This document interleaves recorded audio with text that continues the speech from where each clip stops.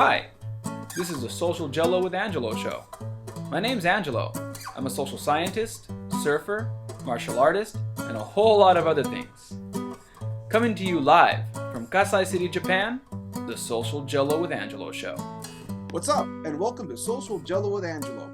I'm here with Ron Esteller, as you saw in the title of this podcast. What is the Kajukenbo Gaylord Method? Now, it's a work in progress whether that's going to be the exact title, but it will be around that theme. Now, where is this coming from? This is part of a series that I'm putting together, and it's based off of this question. This question comes from a Kajukenbo practitioner, and he contacted me on Reddit. Thank you very much. I don't know his name because he didn't say it, but anyway, he says, "Hello." Okay, well, we'll say his Reddit name, Aromatic Illustrator 7. Hello, I just started training in Kajukenbo here in Southern California, and I'm 45 years old, and I have a black belt in judo. I'm curious, do you have a video explaining what's the differences between the Emperado method, the Garcia method, Tumpai, Gaylord method, etc.? What makes each of these styles different? Is one better than the other for true self-defense? Now, I'm not going to say how I answered it for him, because that's now on my guest's response. Sorry, Rod. Hey, welcome. We totally set you. So yeah. So that's the question. That's why it is under the Q&A with Angelo, and it's under the Social Gelo with Angelo podcast, and it's part of the Kajukenbo series. It's like a triple whammy because that guy's question had a lot of layers. So I am going to ask Ron to give an answer from the Gaylord perspective for that question, and from here I'm handing things over. Oh yeah, I should probably say who Ron is. Should have said that first. So Ron Esteller is coming out of the Bay Area. He teaches Kajukenbo. He is from the Gaylord Method. Official title SGM. Did I say that right? Official title GM. I go Okay. by. Okay. Yeah, I'm a teacher. That's all I am, and okay. that's what I like. And then for those of you that this is your first show and you're like, "What's a GM?" It's a title is Grandmaster. There's a whole other podcast I want to do about titles and Kajukenbo and stuff. Today's not the day for that. We'll just say that Ron is a respectable member of the Kajukenbo community, and what he says, I personally feel has a lot of legitimacy. So, Ron. Oh, well, once again, thank you for having me yet again, and much appreciated. The Gaylord method, it definitely is a little bit different than the Emperado method somewhat in philosophies and a lot in technique. There's various reasons for that. But let's go why it was the Gaylord method in the first place. I think, and I feel, and I was there, 68, Gaylord was kind of the first ones of that group to go off and call himself professor. That broke a lot of, I don't know, I want to say traditions, but let's just say a lot of people weren't happy with it. That was done by his students. So that is a bridge that was crossed and apparently has been crossed a couple of times in our illustrious history. But Gaylord was one of the first to break off and call himself professor. And the reason he broke off is because he didn't necessarily agree with the Emperado's way of doing this, meaning a lot of this was going on back in those days, and we know how that works. And Gaylord just wasn't going to deal with that, so he just broke away. And our actual techniques are different because number one, he was training at the Kaimoki YMCA with Pauly Soronio and Joe Emperado, which they were doing things a little bit different. I'm sure John Heckelman has much more to say about that, so I'll let him talk on that one when it's time. And Gaylord came here, and he may not have had everything that they were doing, but he was a really good blank filler, and he filled in a lot of blanks. Now, the reason we have the curriculum that we do is because of the generation before me. Rich Menenti, Juarez, Jim Juarez, Max Palin, all that lineage before me kind of put this together better because he never taught anything the same way twice. And learning that way was very difficult if you wanted to progress through the ranks because it was different every time. So those guys kind of like put it together. That again, that was probably one generation before me. By the time I got there, a lot of the curriculum was set. But Gaylord did change things and add things throughout the years that I was there as well. That was the innovator that he was.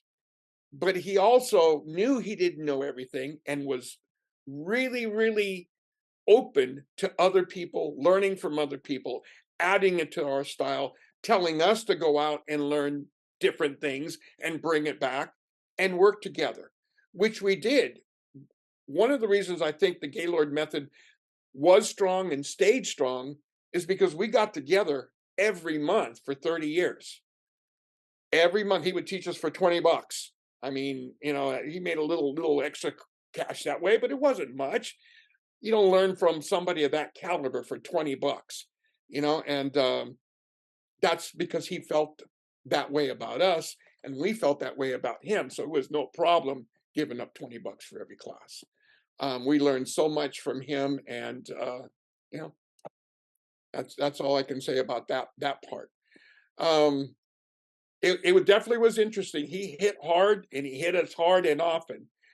He was till the end. He was still going down the line, punching everybody, kicking everybody.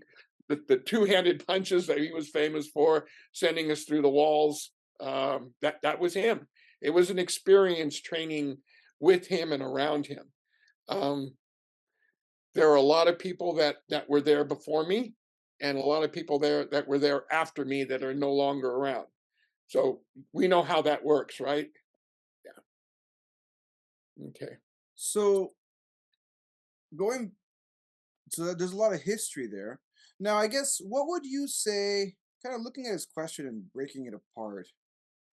I guess what would you say, knowing, and without, I know this is like a, I mean, the poor guy who asked me this question, he's like a, I think he said he was a yellow belt. He's new. He's older, but he's new to Kajukenbo, and he's trying to kind of figure things out as kind of a newer guy in Kajukenbo. And I guess without getting you in trouble, as we talked about earlier, and I told him the same thing. Like, it's hard to put a value statement like that as far as like what's good for true self defense. But I guess what I'd rather say is because one of the things I want to mention is we're all Ohana. Maybe you like, let's just look at this as a pizza. All Kajukenbo guys, let's say all Kajukenbo guys love pizza. Yeah, we all love pizza, but we love different toppings. Maybe some of us like pineapple in our pizza, even though some people feel that, oh, pineapple's the worst, right? So, but we all agree that we like pizza. We all kind of just, it's all good. So let me just put it that way before we go to this next section of the question. But what would you say are the differences? Like knowing, because I know you've cross-trained, I've cross-trained with you, and I'm sure you've met lots of other people from the other methods. What's something that kind of stands out that's very specifically Gaylord method? He was known for his chi work, and he would work us trying to develop chi as well. He would have lay us down on the ground and try and make our bodies really heavy and have some of us come up and try and lift up.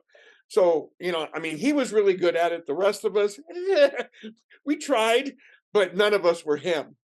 So, but again, going back to trying different things. I mean, he exposed us to the Gracies in like 91, 92. He brought Hickson in for a number of series of seminars because he knew that was valuable. He knew that'd be valuable for us, and some of us took it and ran with it. Tom Theophanopoulos ended up with the Barang Jiu-Jitsu people and got his black belt through there. I ended up training more with the Danzanru people, so that added to my jiu-jitsu. So he opened that door for us. He opened our minds, and I think maybe that's the best thing he gave us was the ability to open our minds, our hearts, and train, and just shut up and go train. And that was one of his little things, just shut up and train. And just to put it out there to my listeners who they come from different backgrounds, maybe not even Kajukenbo. I did visit Ron's studio this last winter during December, and I got to roll with one of the oh boy, can you say it for me? I'm gonna mess it up. Danzanru. Okay, Danzanru Jiu-Jitsu. And I know it's a very uncommon style of Jiu-Jitsu. There's a whole episode I did with him. I don't know if I'll have time later to put the video link here, but if you just type in what is Danzanru Jiu-Jitsu, a lot of videos will come up, and you might even find one with me and Ron. Now, I can personally say I have a purple belt in Gracie Baja Jiu-Jitsu, Brazilian Jiu-Jitsu to be specific, and I rolled with the Danzanru Jiu-Jitsu guy to kind of see and assess what is Danzanru Jiu-Jitsu all about. How can I fit it in with the Brazilian Jiu-Jitsu paradigm? And I can say that it fits really well. The guy knew what he was doing. He was able to keep good pressure from the top the whole time. And he was an older guy. He was an older guy too. So like he was able to keep up. We did a 5-minute free rolling session, and he did a good job. So like for anybody kind of wondering like what my opinion is and how that works, it's a legitimate grappling style in my opinion as a purple belt in Brazilian Jiu-Jitsu. Now, I don't want Ron to deviate too much from our original topic. I just wanted to add to what Ron said. So Ron, my final question for this short episode. Without that was a very like again, the guy said, which one's better for true self-defense? I'd rather kind of lean away from that and say more, what specifically in the Gaylord method do a lot of your guys like, or guys and girls, ladies and gentlemen, women, men, or whatever you want to identify as? I'm not going to go with that, but I'm going to go too deep far into that title or that topic. Whatever your pronoun preference is, what do you think is a type of self-defense, or what are their emphases as far as self-defense? What are some of the things if you want to mention it? Scenario based, working scenarios, working real life scenarios, either from times of just being out there, at clubs or bouncing, or he always was thinking multiple opponents, and and he would just work us multiple opponents like that. A lot of our self-defense, our punch counters and our grab counters, he would make a little bit more live sometimes, put a little, flavor to it, and work with non-compliant partners. It's easy to do stuff when your partner's compliant, but not so much so when they're resisting. So, which comes into the play of why and how hard he hit us to make us react exactly the way we're going to react with such strikes. He wanted to emphasize that this will happen when you do that, and there's a big part of it right there. All right. I think that pretty much wrapped it up. Is there anything you want to add to answer his question, or? Every one of the branches will have similar stories, because each one of those, what we call the pioneers, Ramos, Habuna, Gaylord, De Coscos, Leoning, all 6 of those. A lot of times they say 5. Remember, there is 6, and just they all had their own flavor, and it was okay with Sijo to pour your own flavor on it. There was no, back in the day, there was no set numbers to anything. You just go boss them up, go crank them, get false cracks, and it was just, take care of business. The sport aspect of the fighting came later for some of our brothers and sisters, and some just stayed to the letter of the law, and just did the techniques, just did the forms, and didn't add anything to the soup. And that's okay too, because it was a good soup in the first place. Everybody thinks they could do stuff better. I have gone through Gary, Senior Grandmaster Gary Forbach's tapes, especially during COVID when I was running out of stuff to teach the kids on Zoom. So we started working the original method too. Some things I liked better from the original method. Some things I liked better from what Gaylord did. Never throw anything out, keep everything, and then just use what works for you. And that's the best thing about Kaji right there, is it allows us to be us, no matter what branch we come from. Yeah. So for anybody wondering, like I said, this is going to be a complete series. Different.